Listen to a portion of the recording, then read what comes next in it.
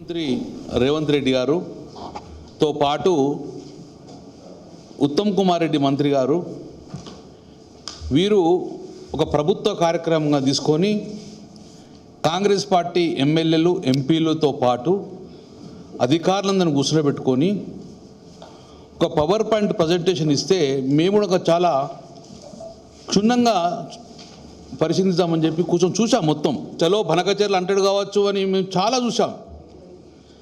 కానీ ఎక్కడ చూసినడంగా గదే పాత పాట, కేసాన్ని తిట్టాలి, చంద్రబాబును కాపాడాలి. ఎక్కడ కూడా తెలంగాణకు న్యాయం చేయాలని, నీటిని ఆపాలనే ఆలోచన ఏ రోజు కూడా ఎక్కడ నిమిషం కూడా రేవంత్ రెడ్డి గారు మాట్లాడలేదు.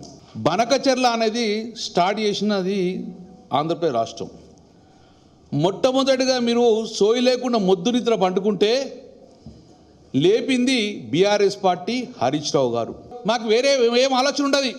తెలంగాణ రాష్ట్రం తీసుకొచ్చిన పార్టీ, తెలంగాణ రాష్ట్రం సస్యశ్యామలు ఆలోచన వ్యక్తి. ఇప్పుడు మా యొక్క ధ్యాస అంతా కూడా తెలంగాణ రాష్ట్రం అభివృద్ధి కావాలి, తెలంగాణ రాష్ట్రం నీళ్లు రావాలి, వ్యవసాయం పండుగ అదే ఆలోచన ఉంటుంది మాకు. 2016లో అసలు బనకచెర్ల ప్రాజెక్టు ప్రతిపాదన ఉన్నదా? 2019లో గోదావరి జలాన్ని కృష్ణకు పంపే ప్రణాళిక, ఇప్పటి పోలవరం బనకచెర్ల ప్రణాళికకి ఏమైనా సంబంధం ఉన్నదా? కేసీఆర్ గారు ఆ రోజు పోయినప్పుడు ఆయన మెన్షన్ చేసినప్పుడు ఆ రోజు బనకచెర్ల ప్రపోజలే లేదు కదా. బనకచెర్లకు ఉన్న కేసీఆర్ గారి టూర్కు ఏం సంబంధము అని మేము చెప్తున్నాం. ఆనాడు నదీ మార్గంలో కృష్ణాకు నీళ్లు తరలించాలని, తద్వారా మహబూబ్ నగర్, నల్లగొండ జిల్లాలకు నీళ్లు రావాలనేది కేసీఆర్ ఆలోచన. దాని ద్వారానే 2019లో ఆ రోజు అక్కడ పోవడం జరిగింది. కానీ ఆ రోజు ఆ ప్రణాళికనే ఇప్పటివరకు ముందుకు పోలే.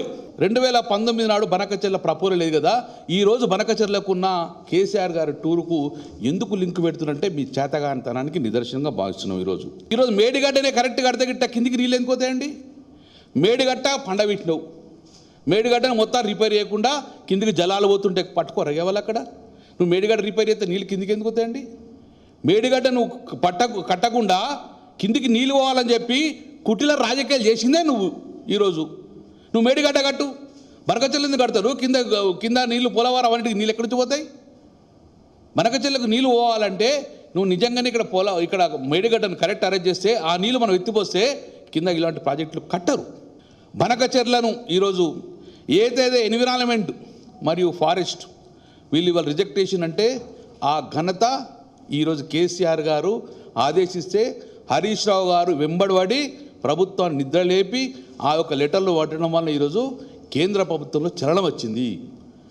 మొండిగా కూడా పోయి ఇటువంటిగా మనం ఇయ్యొద్దని చెప్పేసి సిడబ్ల్యూసి అనుమతి తీసుకొని తర్వాత జీడబ్ల్యూడిటి అనుమతులు తీసుకొని రాండి అని ఈరోజు చెప్పడం జరిగింది. దానికి మొదటి విజయం బీఆర్ఎస్ పార్టీ. మేము సంబరపడతలేము. ఇప్పటికీ మళ్ళీ ప్రభుత్వానికి చెప్తున్నాను, ఇది సంబడం పడే కాదు, ఇంకా కత్తి వేలాడుతూనే ఉంది మన మీద. చంద్రబాబు నాయుడు మిత్రపక్షాలు ఉన్నాడు బీజేపీ తోటి. మళ్ళీ ఈ యొక్క సిడబ్ల్యూసి అనుమతి తెచ్చుకుంటాడు, జీడబ్ల్యూటీటీ అనుమతి తీసుకొచ్చుకొని మళ్ళీ బనకచెర్ల పర్మిషన్ తీసుకొచ్చే అవకాశం ఉన్నది. కాబట్టి ఇప్పటి నుంచి మీరు వెంబడి పడితే బనకచెర్ల ప్రాజెక్టు క్యాన్సిల్ అవుతుంది. మన వాట మనకు వచ్చిన తర్వాతనే ఆ బనకచెర్ల ప్రపోజల్ పెట్టమని చెప్పేసి కూడా చెప్తాం. కాబట్టి మీరు ఇప్పటికైనా ఆ యొక్క కత్తి వేలాడుతుంది. కాబట్టి సంపూర్ణంగా ఈ యొక్క బనకచెర్ల ప్రాజెక్టు మొత్తం బ్యాన్ అయ్యేదాకా, క్యాన్సిల్ అయ్యేదాకా బీఆర్ఎస్ పార్టీ మళ్ళీ పోరాటం చేస్తుంది. ఎవరి మీద పవర్ పాయింట్ ప్రజెంటేషన్ అండి? ప్రాజెక్టు కట్టేది కింద చంద్రబాబు నాయుడు, ఏపీ. ఒక్క మాటన్న చంద్రబాబు నాయుడు ఒక్క మాట అవే ప్రాజెక్ట్ కడుతున్నట్టు నువ్వు విమర్శ అంతా ఇవ్వడానికి కేసీఆర్ మీద చేస్తానికి ప్రెస్ మీట్ పెట్టుకున్నట్టున్నావు. నువ్వు అర్థం ఏంటంటే నీళ్ళు పండబెట్టి పంపుతాను, నీళ్ళు తీసుకో అనే ఉద్దేశంతో ఈరోజు చేసే కార్యక్రమం ఇది చాలా ఇబ్బందికరమైన వాతావరణం కడుతుంది. మా రాష్ట్రం ఎండిపోయే పరిస్థితికి వచ్చింది. 40-50 సంవత్సరాలలో ఈ గోదావరి మీద కట్టిన ఒక్క బ్రిడ్జ్ పేరు చెప్పండి, మీరు ఒక్క బ్యారేజ్ పేరు చెప్పండి. శ్రీరామ్ సాగర్ ప్రాజెక్టు తర్వాత నీళ్లు మొత్తం కూడా ఆంధ్రాకు తరలిపోయినాయి తప్ప కానీ ఏ రోజన్నా తెలంగాణకు మనం వాడుకున్నామా? తెలంగాణకు వాడుకోవాలని చెప్పేసి ప్రప్రదంగా ఈరోజు మేడిగడ్డ కట్టి మేడిగడ్డ ద్వారా తెలంగాణ సస్యములైతే ఆ మేడిగడ్డను ఈరోజు పండబెట్టి మొత్తం తెలంగాణ ఎండబెట్టే ప్రయత్నం చేస్తున్నారు. బీఆర్ఎస్ పార్టీ చూసి ఊరుకోదు. డెఫినెట్గా దీన్ని మళ్ళీ పోరాటం చేసుకొని డెఫినెట్గా ఏపీ మీద ఏదైతే బనకచెర్ల పర్మిషన్ కోసం మళ్ళీ అప్లై చేసుకుంటారో ఎట్టి బస్సులో బనకచెర్ల ప్రాజెక్టు కాకుండా మా వాట మాకు తెలియదాకా బనకచెర్ల పైన కాకుండా డెఫినెట్గా మేము పోరాటం చేస్తాం.